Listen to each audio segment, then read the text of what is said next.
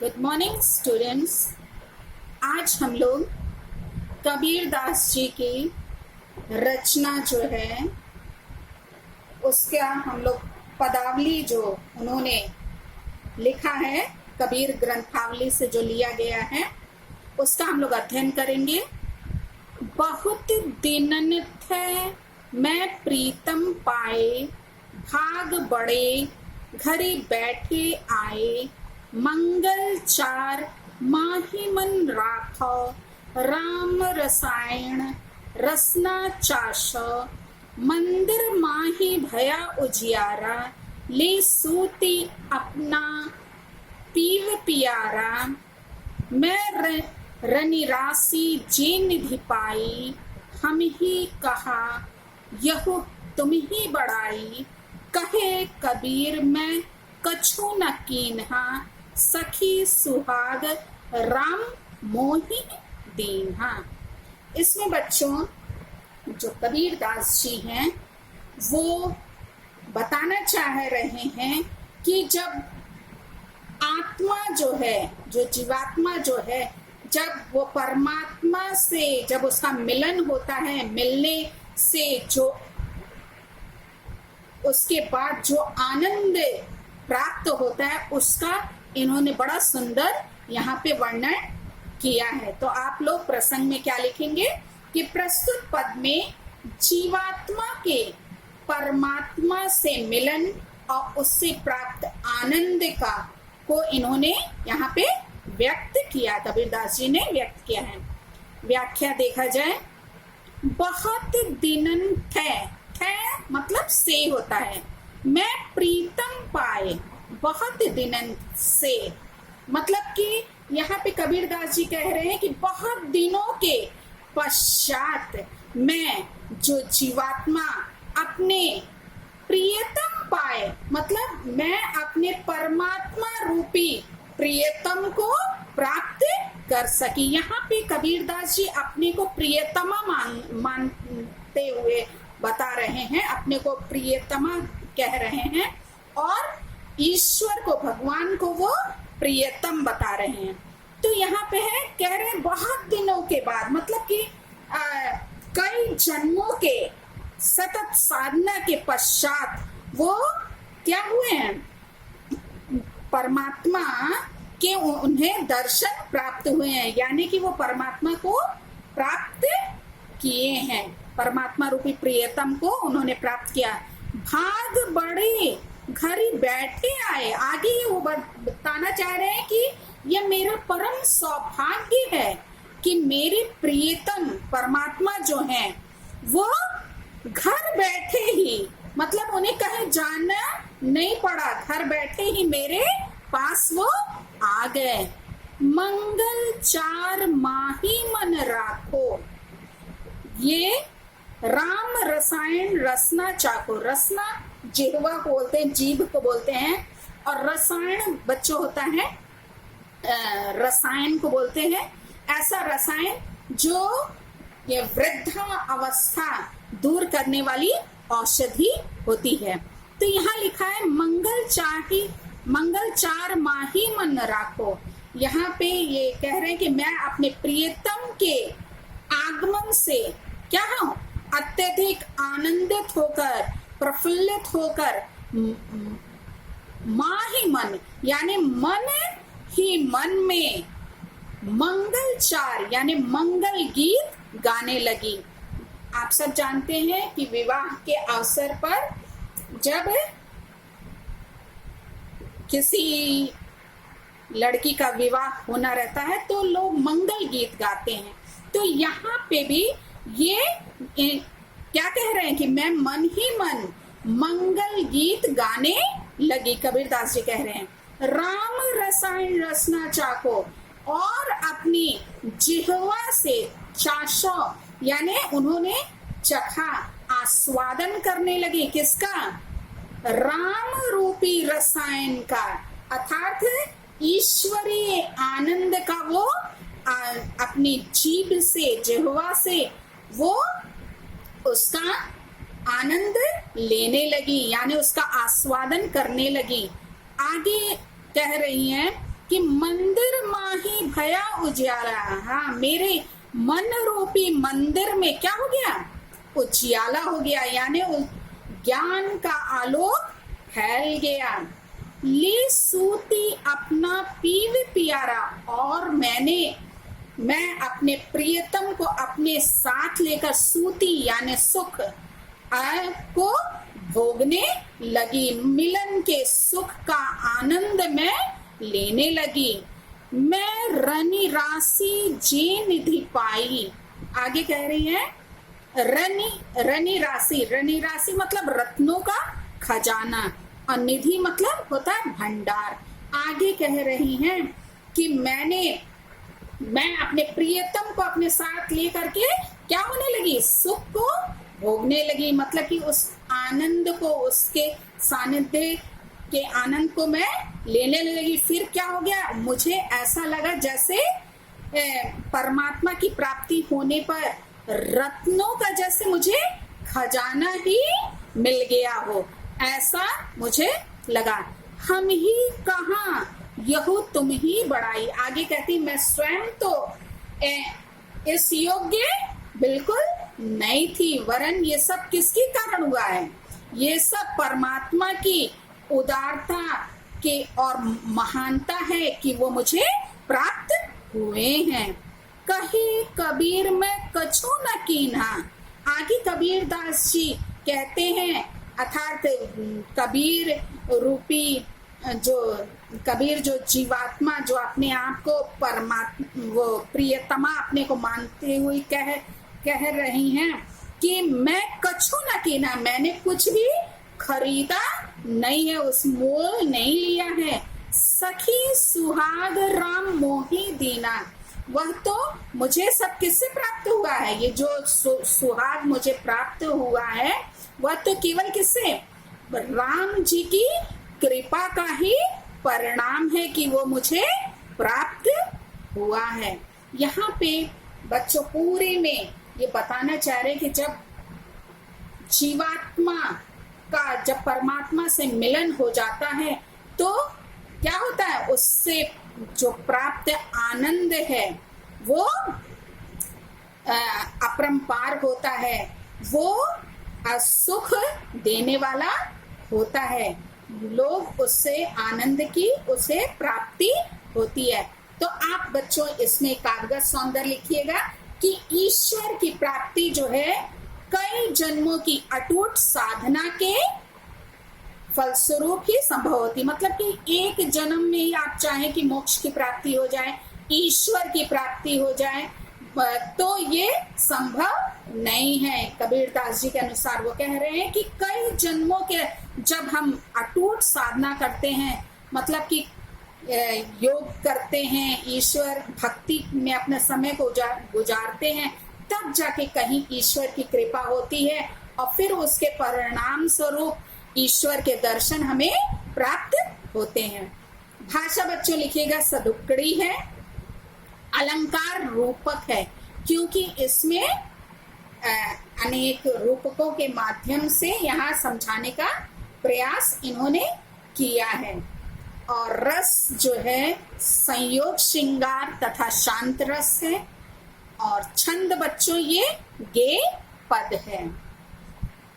देखिए पदावली का दूसरा जो पद है, संतो भाई आई ज्ञान की आंधी रे, भ्रम की टाटी सबे उड़ाड़ी, माया रहे न बांधी रे, दो चित्ते की दोई थुनी गिरानी, मोह बलिंडा टूटा, तृष्णा छानी परी घर उपरी, कुपधि का भांडा फूटा, जोग जुगती करी संतो बांधी, निर्चु चुए न पानी, कूड़ कपट काया का निकस्या, हरि की गति जब जानी, आंधी पीछे जो जल बूठा, प्रेम हरिजन भीना, कहे कबीर भान के भट प्रकटे उदित भयातम छीना।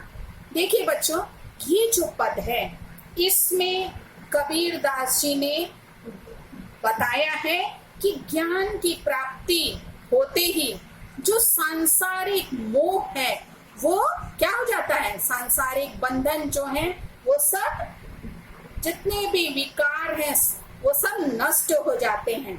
और जो साधक है, साधक को आत्मा अथवा परमात्मा का साक्षात्कार हो जाता है, मतलब कि ईश्वर से उसका मिलन हो जाता है जब उसको ज्ञान की प्राप्ति हो जाती है। इसी बात को, इसी तथ्य को यहाँ पे कबीर दास जी ने झोपड़ी और आंधी के रूपक के द्वारा स्पष्ट करने का प्रयास किया है, मतलब कि बताने का यहाँ पे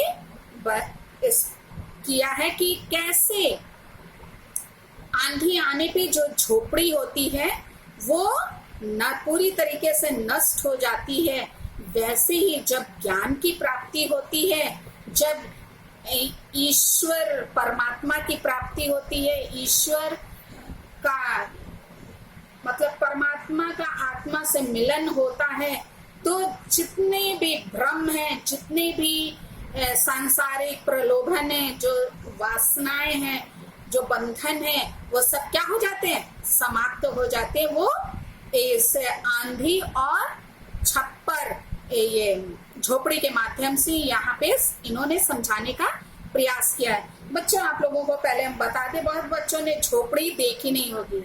झोपड़ी कैसी होती है बच्चों? ये जो घास फूस होते हैं, जो उसको सरपत भी बोलते हैं और मूज भी बोलते हैं, उसको छा करके, उसको बना करके, उसको टटी जो है छत उसकी बनाई जाती है, और उस छत को टिकाने के लिए एक बीच में मोटी सी लकड़ी लगाई जाती है जिसको शहतीर बोलते हैं। और बच्चों, उस झोपड़ी को टिकाने के लिए जो गिरे ना, उसके लिए थूनी लगाई जाती है, जो मोटी मोटे डंडे जो है के चारों कोने पे लगाए जाते हैं, उसको उस पे ये छत जो है घास फूस वाली जो, उसको टिकाया जाता बच्चों। तो ये ऐसी झोपड़ी होती है, आपने गांव में देखा होगा और टीवी पे भी देखा होगा कि झोपड़ी कैसी होती है।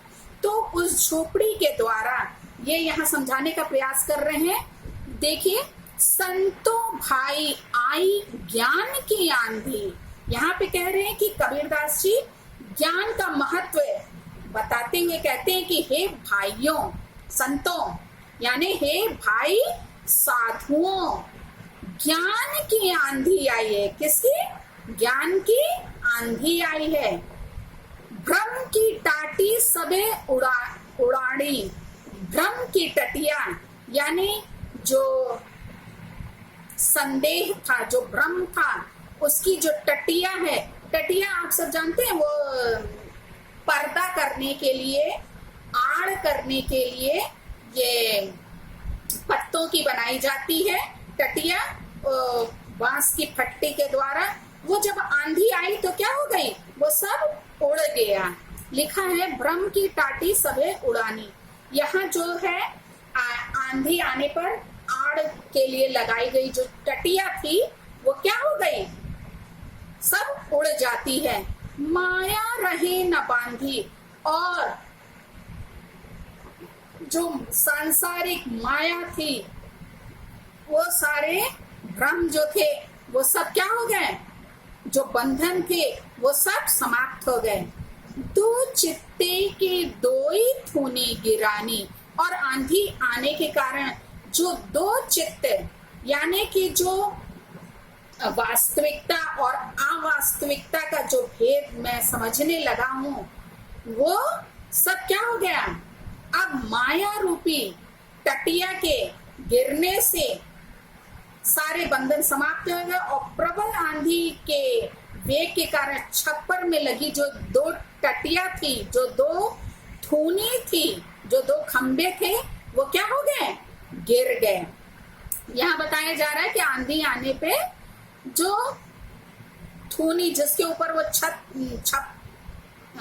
घास फूस वाली जो छत थी, वो खूनी के गिरने से वो भी क्या हो गई, गिर गई। मतलब कि जो सांसारिक जो क्या सही है क्या गलत है उसका मुझको ज्ञान हो गया, और जिसके कारण सारे भ्रम जो है वो सब क्या हो गए, मन के जो दो विचार हमारे अंदर दौड़ रहे थे वो सब क्या हो गए, समाप्त हो गए। मोह बलिंडा टूटा।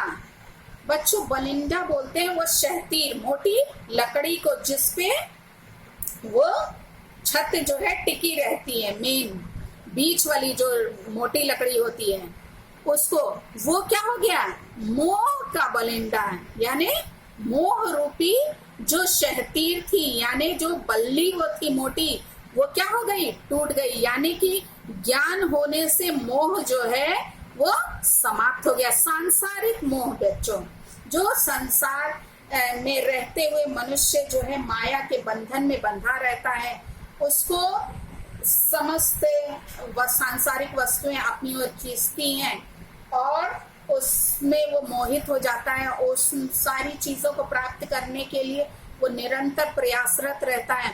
वो सारे मोह क्या हो गए, समाप्त हो गए। तृष्णा छानी परी घर ऊपरी। तृष्णा यानी कि जो प्यास है, सांसारिक प्यास रूपी जो छप्पर थी, छानी जो थी, परी घर ऊपरी, वो सब क्या हो गई, छप्पर गिर गया। तृष्णा के समाप्त होते ही जो शारीरिक अहंकार भी क्या हो गया, वो समाप्त हो गया। कुबुद्धि का भांडा फूटा, यानी जो दुर्बुद्धि रूपी जो वासनाएं थी वो सब क्या हो गई, समाप्त हो गई। यानी उस छप्पर के गिरने से उसमें घर के अंदर, उस झोपड़ी के अंदर रखे हुए जितने बर्तन थे वो सब क्या हो गए, टूट फूट गए। ये भांडा फूटा यानी कि सारे बर्तन जैसे टूट जाते हैं वैसे ही जो कुबुद्धि थी, जो दुर्बुद्धि थी, वो क्या हो गई, समाप्त, टूट गई, समाप्त हो गई। जोग जुगती करी संतो बांधी, निर्चु चुए न पानी। जोग जुगती यानी योग की जितनी भी युक्तियां थी वो सब क्या हो गई, संतों, यहाँ पे बता रहे संतों ने योग की जो युक्तियों एवं सद्वृत्तियों की सहायता से अपने जो शरीर रूपी छप्पर का निर्माण किया था वो क्या हो गया, निर्माण किया। इसका सब कूड़ा करकट, फिर लिखा है कूड़ कपट काया निकस्या। काया यानी शरीर से सारा कूड़ा करकट वो क्या हो गया, निकल बाहर गया। जोग की जब क्या हुई युक्तियां, यानी योग की युक्तियों एवं सद्वृत्तियों की सहायता से जो शरीर रूपी जो छप्पर था वो छप्पर का निर्माण हुआ, और फिर जितना भी कूड़ा करकट था उसको तुरंत बाहर वो सब निकल गया। और अब शरीर रूपी छप्पर में विषय वासनाओं रूपी जो लिखा है निर्चु चुए न पानी, उसमें से अब जल की एक भी बूंद आने की संभावना नहीं रह गई। मतलब कि वो अब छूना क्या है, बंद हो गया, उसमें से पानी आना बंद हो गया। यानी कि अब जितने भी सांसारिक प्रलोभन थे जो मनुष्य के शरीर में प्रवेश करते थे, मनुष्य की इच्छाओं को प्रबल करते थे, वो सब क्या हो गए, समाप्त हो गए। हरि की गति जब जानी, यहाँ बता रहे जब ईश्वर की गति को इन्होंने जाना, यानी ईश्वर के भक्ति रूपी रस को जब भक्ति रूपी जल की जब क्या हुई, वर्षा हुई। आंधी पीछे जो जल बूठा, बूठा मतलब वर्षा, और फिर ईश्वरीय आंधी यानी चली, और क्या हुआ, ईश्वर भक्ति रूपी जल की वर्षा होने लगी। प्रेम हरिजन बीना, और प्रेम से, ईश्वरीय प्रेम से जो हरिजन यानी ईश्वरीय जो भक्त व्यक्ति है, जो ईश्वर से प्रेम करने वाला व्यक्ति है, वो क्या हो गया? भीना यानी भीग गया। कहे कबीर भान के भटके उदित भया तम शीना। यहाँ पे लिखा है, कबीर दास जी कह रहे हैं कि जब जल वर्षा के पश्चात जब भान के प्रकटे यानी सूर्य के उदित होने पर जब अज्ञान का समस्त अंधकार क्या हो गया? तम मतलब अंधकार, अज्ञान का समस्त अंधकार सदा के लिए क्या हो गया? समाप्त हो गया। जब क्या हुआ? ज्ञान रूपी सूर्य का उदय हुआ तो अज्ञान का समस्त अंधकार जो है सदा के लिए समाप्त हो गया। इस पूरे पद में बच्चों यही बताया है कि जब ईश्वरीय ज्ञान यानी मनुष्य को जब हो जाता है तब क्या होता है? समस्त अज्ञानता और अंधकार और जो सांसारिक लालसाएं हैं, जो वासनाएं हैं, जो हमें अपनी ओर आकर्षित करती हैं, जो प्रलोभन होते हैं, वो सब क्या हो जाते हैं? समाप्त हो जाते हैं। इसको इसमें इन्होंने स्पष्ट किया है। बच्चों कागज सौंदर्य में आप लिखिएगा कि भाषा पंचमेल खिचड़ी है और रस शांत है और छंद जो है गेय पद है। इसमें आप विशेष में लिख सकते हैं कि महात्मा कबीर के अनुसार ज्ञान और भक्ति दोनों ही साधना के फल हैं। मतलब कि ईश्वर को प्राप्त करने के लिए हमें अज्ञानता को दूर करना है, ज्ञान को प्राप्त करना है। और जब ज्ञान हमें होगा, हमें तभी हम जो संसार में क्या चीज वास्तविक है, क्या अवास्तविक है, इस भेद को हम समझने पाएंगे। और जब हम ईश्वर भक्ति करेंगे, योग करेंगे, साधना करेंगे, अपने समय को ईश्वर के मनन चिंतन में लगाएंगे, ईश्वर भक्ति में लगाएंगे, तभी हमें क्या होगा? मोक्ष की प्राप्ति होगी यानी फल की प्राप्ति होगी। यानी इन दोनों का होना क्या है? दोनों एक ही हैं, अभिन्न अंग हैं। तो इन दोनों का होना क्या है? आवश्यक है। तभी हम इस संसार रूपी सागर से पार जा सकते हैं। Thank you.